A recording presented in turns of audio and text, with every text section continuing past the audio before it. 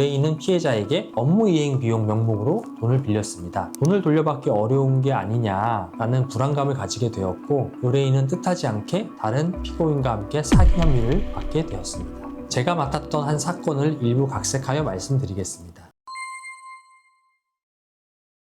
안녕하세요. 당신과 끝까지 함께하는 변호사 박선정입니다. 오늘은 형사 전문 변호사로 정말 많이 마주치게 되는 주제 중 하나인 사기 사건에 대해 말씀드리려고 합니다. 살면서 내가 사기를 저질러 사기범으로 고소를 당하는 상황을 겪게 된다면 어떻게 해야 할까요? 혹시 이런 상황 상상해 보셨나요? 지인에게 사업 투자 명목으로 돈을 빌렸습니다. 처음에는 반드시 갚을 생각이었는데 사업이 예상대로 풀리지 않아 변제가 늦어졌습니다. 그런데 어느 날 경찰서에서 연락이 와서 당신이 사기 사건의 피의자다, 이런 소식을 듣는다면 나는 사기꾼이 아니라 단순히 상황이 안 풀려서 돈을 못 갚은 건데 왜 갑자기 속일 마음이 있었다라는 그런 범죄 혐의로 몰리게 된 것일까요? 이때 받는 충격과 막막함은 상상 이상일 겁니다. 형사처벌이 뒤따르고 동시에 피해자와 금전관계까지 해결해야 하기 때문에 피고인의 입장에서는 그야말로 2중, 3중의 압박이 되는 사건인데요. 저는 사기죄로 고소당하신 의뢰인의 입장을 분석하여 무죄 판결을 이끌어낸 경험을 다수 보유한 형사법 전문 변호사입니다. 오늘은 제가 실제로 무죄 판결을 이끌어냈던 사례를 중심으로 사기 사건에서 무죄를 만드는 전략을 알려드리겠습니다. 혹시 지금 비슷한 상황을 겪고 계신다면 이 영상을 꼭 끝까지 보시고 저의 무죄 승소 전략을 꼭 확인해 보시기 바랍니다. 그리고 제가 유튜브에서 소개하는 모든 사례와 팁들은 의뢰인 보호를 위해 일부 각색하여 공개한다는 점도 말씀드립니다. 실제 사건과는 각기 다르니 반드시 개별 상담을 받아보시기를 권합니다. 사기라는 범죄는 어떤 거라 생각하시나요? 누군가를 속여서 금전적인 이익을 얻는 행위로 형법 제347조 1항은 이렇게 규정하고 있습니다. 타인을 기망하여 재물을 교부받거나 재산상 이익을 취득한 자는 10년 이하의 징역 또는 2천만 원 이하의 벌금에 처한다. 여기서 중요한 포인트는 기망행위, 즉 상대방을 속였다는 사실이 있어야 사기죄가 성립한다는 것이고, 상대가 그 고의를 입증할 수 있어야 사기죄가 성립될 수 있습니다. 그리고 여러분이 꼭 아셔야 할 게 있습니다.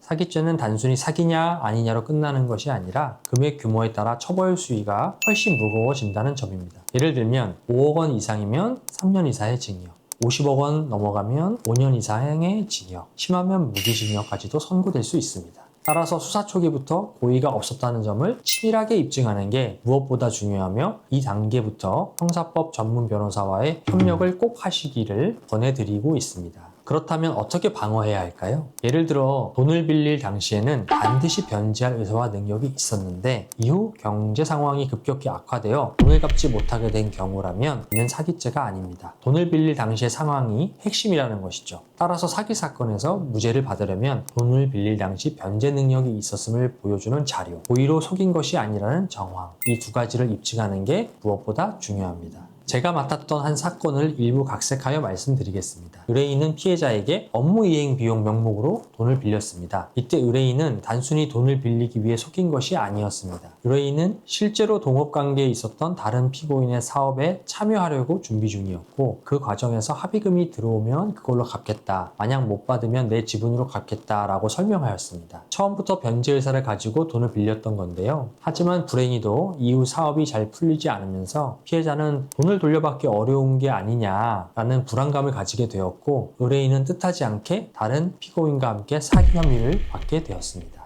사실 의뢰인 입장에서는 본인도 동업자의 사업 상황을 세세하게 알 수 없었고 이미 변제 의사를 여러 차례 밝혔음에도 불구하고 처음부터 속일 마음이 있었다라는 오해를 산 것입니다. 결국 의뢰인은 돈을 빌려줄 당시의 진심과 상황이 전혀 고려되지 않은 채 처음부터 속일 마음이 있었다라는 오해를 산 것이죠. 저는 이 사건에서 다음과 같은 포인트를 집중적으로 준비했습니다. 첫 번째는 공모관계를 부정하는 것이었습니다. 의뢰인이 다른 피고인과 사전에 짜고 피해자를 속였다는 증거는 없었습니다. 저는 철저히 자료를 분석해서 공모관계 성립을 반박했습니다. 두 번째, 피해자가 의뢰인의 말 때문에 실제로 착오에 빠졌다고 보기 어렵다는 점을 강조하였습니다. 세 번째, 의뢰인이 실제로 변제할 의사를 가지고 있었고 피해자와도 변제 합의를 했다는 정황을 제시하였습니다. 또한 의뢰인이 동업자의 사업 내막까지 정확히 알기 어려웠다는 현실적 한계점도 강조했습니다. 저는 이러한 전략들을 바탕으로 재판부에 적극적으로 설득하였고 의뢰인은 무죄 판결을 받아낼 수 있었습니다. 사기 사건은 단순히 돈을 빌렸다, 못 갚았다 라는 문제가 아닙니다. 처음 돈을 빌릴 당시 어떤 상황이었고 변제 의사가 있었는지가 핵심입니다. 사기 사건은 다른 형사 사건보다 훨씬 복잡하고 초기 대응에 따라 결과가 극명하게 달라집니다. 무작정 부인하기보다는 사건의 맥락과 정황을 꼼꼼히 분석하고 억울함을 입증할 수 있는 증거와 논리를 철저히 준비해야 합니다. 그게 바로 변호사의 역할이고 저의 사명이라고 생각합니다. 저는 지금까지 수많은 사기 사건과 재산범죄 사건에서 무죄, 항소기각, 불기소 처분 등을 이끌어낸 경험이 있습니다. 혹시 지금 비슷한 상황으로 힘들어하고 계시다면 혼자 감당하지 마시기 바랍니다. 전문가와 상의하는 순간부터 결과는 달라질 수 있습니다. 여러분의 사건도 끝까지 함께하며 최선의 결과를 만들어 가겠습니다. 끝까지 함께하는 변호사 박선정이었습니다. 감사합니다.